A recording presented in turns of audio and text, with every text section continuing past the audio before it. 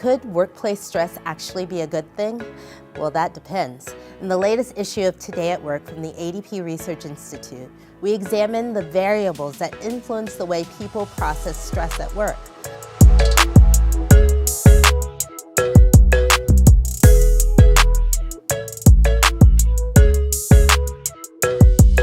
Here with me to help share his perspective on these insights in action, ADP Chief Talent Officer Jay Caldwell. Jay, thank you for joining us again. One of the key topics that we've always been doing a lot of research on post-pandemic is stress in the workplace. It's not always bad and it's not always good. In fact, we've found that stress, if you love what you do, can actually be exhilarating and help you be more productive. How do you relate stress to work in the workplace? It's totally interconnected. And by the way, thank you, because you've given me a term for what I would call myself usually as pressure prompted. Now I know it's the stress actually kicking in and helping me get into gear. Pressure prompted. That's pressure prompted. Now I think it's the eustress getting to me. Yes, eustress. So I don't think you can separate these things at the end of the day. If someone is stressed, no matter the reason, but even in their personal lives, they're going to carry that into work.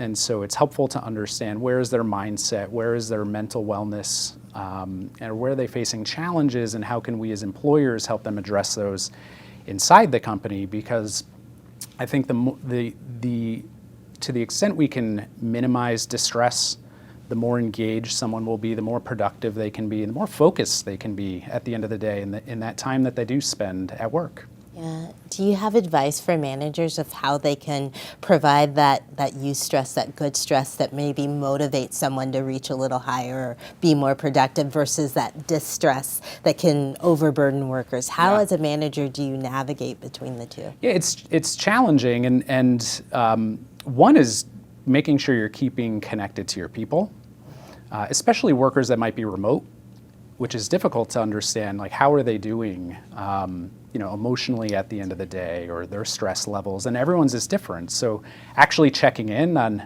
how are you doing, how are you feeling, how is your role. So actually paying attention to your employees as the humans they are will automatically be helpful. The other is doing what you can to measure it and look at whether it's you're measuring stress directly or measuring things, as the research here shows us, that are related, like engagement, which is a great proxy for understanding the stress levels of your employees.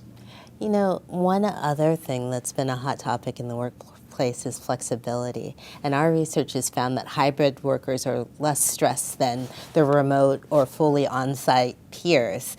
What role does flexibility play in your mind in terms of navigating stress and balancing stress in the workplace? Yeah, I think it gives people some freedom for how they're going to approach their work. So for example, if you have a job that sometimes has a lot of social interaction like this, but then sometimes has a lot of thinking time, heads down time, maybe thinking through what you're going to say in an interaction like this, you can design your week around that. So you can plan for that focus time while you're home, or maybe a more quieter environment, and then design the rest of your week and in-person reactions around what that work will look like to be most productive at that time. Companies used to view stress as a taboo subject, or mental health. Has that changed? Are we evolving in the corporate structure to really, discuss these issues about stress in the workplace? I believe so. A lot of organizations now are providing a lot more flexibility in their benefits packages to care for things like mental wellness. So clearly, I think there's been an identification that it's there. You can't separate people's lives or stress levels from work, and what can we do as employers to actually help them better manage it?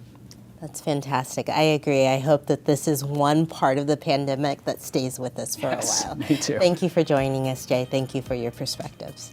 For more on the latest issue of Today at Work, please visit adpri.org.